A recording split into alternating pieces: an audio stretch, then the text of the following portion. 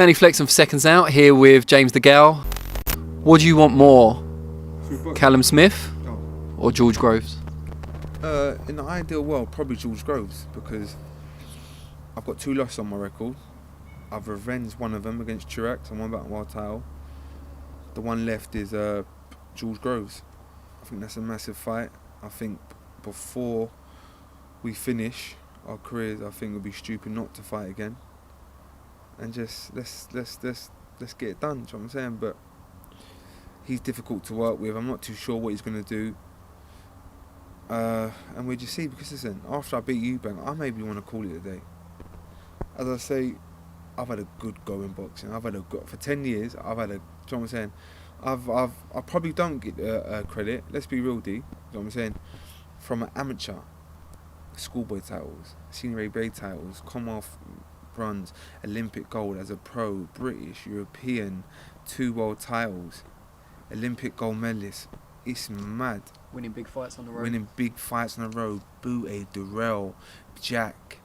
It's crazy. It's mad. So I don't get the credit, but I don't mind. When I retire, I'm done. Do you know what I'm saying? But trust me, there's still a couple chapters left. There's quite a lot of similarities, I think, between you and Groves, not just from the background, but since then. You know, you've both overcome adversity. Yeah. You've both won world titles after losing fights. Obviously, you won your first one and your second one after losing fights. You've both struggled with injury as well later on in your careers. I guess the only major difference is that he's changed trainers quite a lot and you haven't. Do you have a kind of newfound respect for Groves because you've trod similar paths as pros? Listen, I respect any fighter. Honestly, every fighter. Even you, Bank. Apart from you. But you know what? With Groves, I half got respect for him because, listen, he achieved his dream after he got knocked out a couple times and looked like he weren't going to win a world title, but he got a touch fighting Chidgenov, but he still, do you know what I'm saying? He still had a couple defences and, like, do you know what I'm saying? He's done well, so of course I'm going to give him credit and respect him, but you don't like each other. The history goes back. Now this is, you know, like, this ain't a built-up rivalry. This is proper. This is proper. I can't stand it, and he can't stand me. But yeah, as we're getting older, I suppose it'd be stupid if it don't come off. How has that kind of dislike between the two of you kept going? Because it's not like you have any sort of relationship now. You don't really speak to each other. So how have you managed to still hate each other? It's probably all a competition, if I'm being honest. But he can't test me. Fact. And from probably the money we earn, who we've boxed, what we've won, but he can never ever mess with me. And it is from like our amateur days, you know what I'm saying? The same gym and the same way, sparring each other through the ABAs.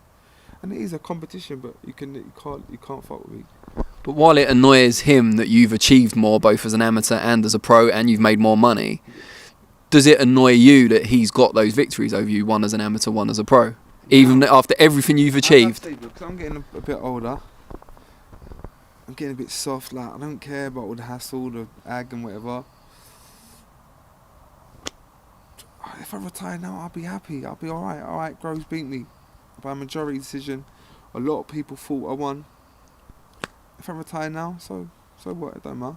But obviously, it gets to me a little bit because, as I say, that's the only loss on my record that I ain't revenged. But yeah, I'm not going over the top about fighting him, but we'd be stupid if we didn't get it on. Do you know what I'm saying? Just imagine 7-8 years on, we're fighting again, and we're getting it on, and yeah. Come back at 50 like Eubank and Ben nearly did. Still hating each other. No, not that old, but yeah, as I say. But listen, I'm taking one fight at a time. As I say, I'm enjoying life, I'm enjoying training, I'm loving boxing again, enjoying it. It's just so much easier going into the gym and sparring, and don't have to worry about moving your feet, getting hit. Like I was sparring, it's the dog next to us, sorry.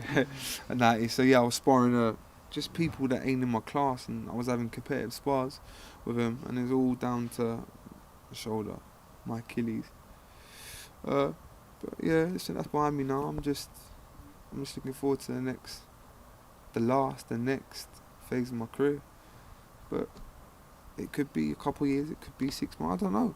I don't know. As I say, I'm very happy and content with what I've achieved and what I've earned in my career. As I say, Al Heyman's treating me extremely well. Even Eddie Hearn and Frank Warren, I've had a good go in boxing. So Al Heyman does exist. He's the man. I speak to him regularly. Probably one of a couple, do you know what I'm saying? That speak to Al Heyman. Like, I've got a good relationship. Like, do anything for me. Like, yeah, he's good. Like, trust me, he's the real G, the real Don of boxing. I'm telling you the truth.